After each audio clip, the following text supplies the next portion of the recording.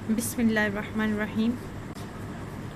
आज हम जमात हफ्तम की कवायद व इंशा की किताब के सफ़ा नंबर 122 पर मौजूद कहानी गरूर का सर नीचा, इसके बारे में पढ़ेंगे।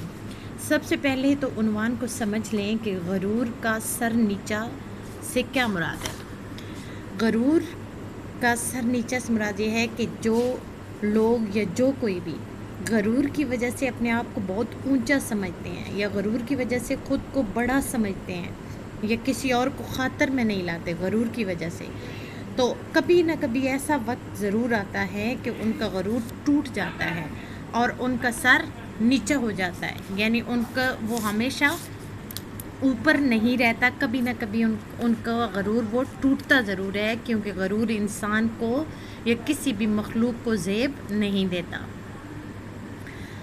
अच्छा, यहाँ पे सबक सिखाने के लिए एक कहानी बयान की गई है कि एक दफ़ा का जिक्र है कि किसी जंगल में एक खरगोश रहता था।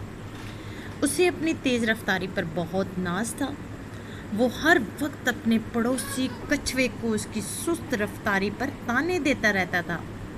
रोज़ रोज़ के तानों से तंग आकर आखिर एक दिन कछुए ने खरगोश से कहा, आओ हम 1 किलोमीटर की दौड़ का मुकाबला कर लें।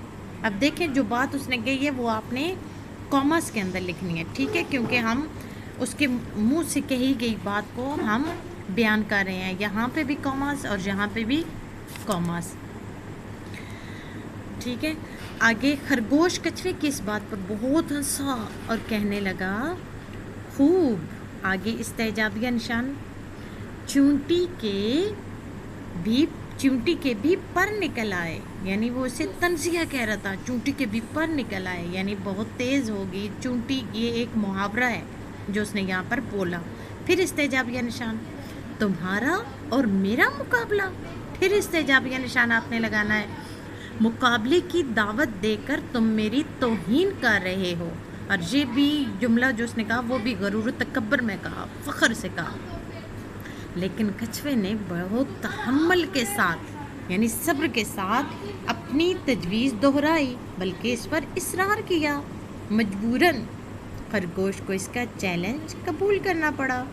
चुनाचे उसी वक्त दोनों ने दौड़ का वक्त और जगह मुकर्रर कर ली। अब आगे देखिए क्या होता है। अगले दिन वक्त मुकर्रर पर दौड़ शुरू हो गई। वो एक पैराग्राफ आपने पहले पीछे उसे ख़त्म करना है और फिर अगला पैराग्राफ शुरू करना है। यहाँ खरगोश निहायत तेज़ी से छलांगे लगाता हुआ कछुए से बहुत आगे निकल गया। काफ़ी दूर जाकर जब पीछे देखा तो उसे कछुआ कहीं नज़र ना आया।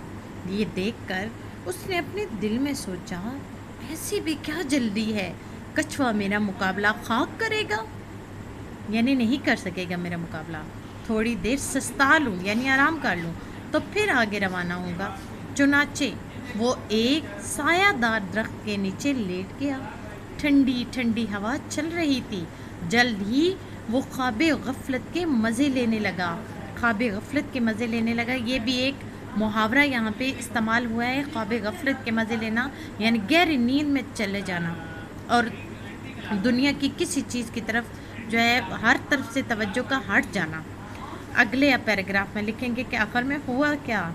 इधर कछुआ मुस्तकिल मिजाजी से आहिस्ता आहिस्ता चला आ रहा था, यानी मुस्तकिल मिजाजी से यानी मुसलसल, कहीं आराम नहीं किया, सस्ताया नहीं, बस चला आ रहा था। वो सोए हुए खरगोश के करीब से चुपचाप गुजर गया और मंजिल मकसूद पर जा पहुंचा, यानी उनका जो फिक्स पॉइंट था, जो जगह थी कि यहाँ पे हमने पहुंचना है, वहाँ पर पहुंचा। जब खरगोश की आंख खुली तो सूरज गरूब होने के करीब था। दिल में कहने लगा कि अभी कछुआ तो बहुत दूर होगा, मैं जल्द ही अपनी मंजिल पर पहुंच जाऊंगा। जब वो दौड़ता हुआ मंजिल पर पहुंचा तो कछुआ वहाँ पहले से मौजूद था। खरगोश ने जब उसे पहले से वहाँ मौजूद पाया तो उसकी शर्मिंदगी की कोई इंतहा ना रही। मगर अब क्या हो सकता था, क्योंकि कछुआ बाजी जीत चुका था اور خرگوش کو اس کے غرور کی سزا مل چکی تھی۔ اب جب کہانی کوئی لکھتے ہیں تو اس کا نتیجہ ہیڈنگ دے کے علیحدہ سے لکھتے ہیں، ٹھیک ہے؟ یہاں پہ آپ نے لکھنا ہے نتیجہ، ٹھیک ہے؟ اس کے بعد نیچے اگلی لائن پہ سچ ہے، آگے استجابیہ، غرور کرنے والے کو ہمیشہ شرمندہ ہونا پڑتا ہے، ٹھیک ہے؟ تو اس لیے اس میں کہانی میں ہمارے لیے بھی سبق ہے کہ کسی کو چھوٹا یا کم سمجھ کے ہمیں خود کو بڑا یا عظیم سمجھ کے خود پہ ہمیں کسی بھی چیز پر کبھی بھی غرور نہیں کرنا چاہیے، کیونکہ اگر کوئی انسان غرور کرتا ہے، کوئی بھی مخلوق غرور کرتی ہے تو اس کو کبھی نہ کبھی شرمندگی کا سامنا کرنا پڑتا ہے، ٹھیک ہے؟ اللہ حافظ۔